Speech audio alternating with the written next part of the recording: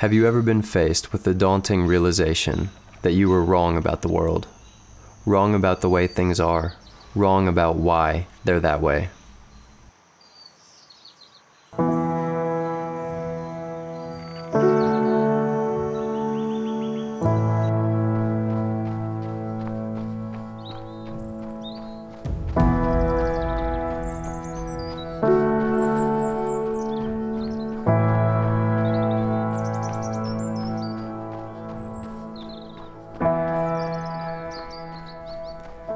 A few blocks from my house, I came to an intersection where I always turn right, but decided to take a left.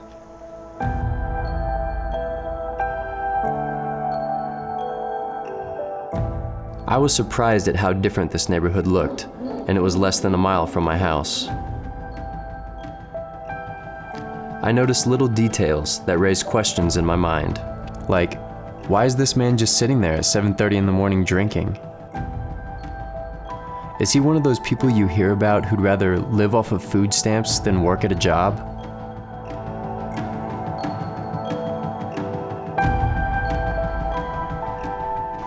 And what about these kids? Shouldn't they be getting ready for school? Don't their parents care enough to tell them not to play in the street? How do these people live like this? Where's their self-respect?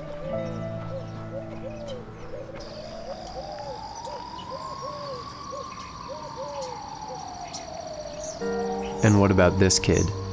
Where are his parents? What chance does he have growing up in a place like this? Most of the people I'd seen in this neighborhood started out just like him, and this thought began to chip away at my assumptions. Maybe I was wrong.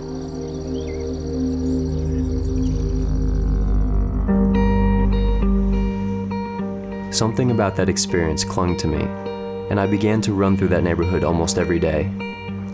I found out that the man I had seen works third shift every night, but he still can't afford to cool his old drafty house. So he sits outside on his front steps and tries to cool down with a cold beer. He hasn't seen his daughter in 2 weeks. She's supposed to stay with him on weekends, but she keeps canceling.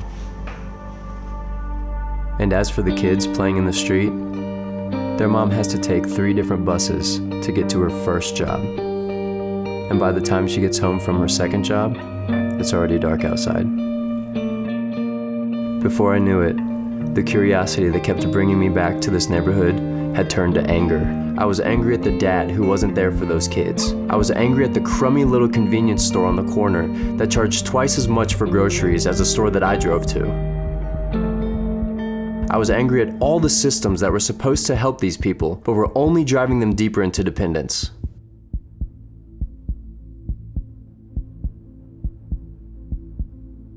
But most of all, I was angry at myself.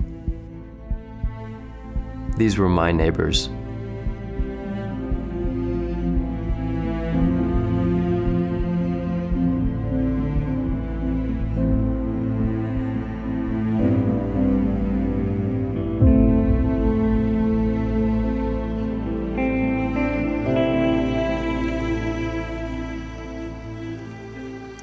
Stopping to talk with people, I've learned a lot. I found there were people moving into these neighborhoods to simply be good neighbors. Many are developing innovative solutions empowering people to better their own circumstances.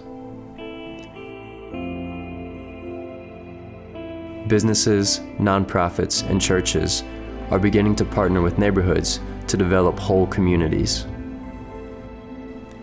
They say isolation is what allows poverty to sustain its forceful grip in neighborhoods like this. The more I look around, the more hope I found in others trying to break through the isolation. It's not something that happens overnight, but it is happening.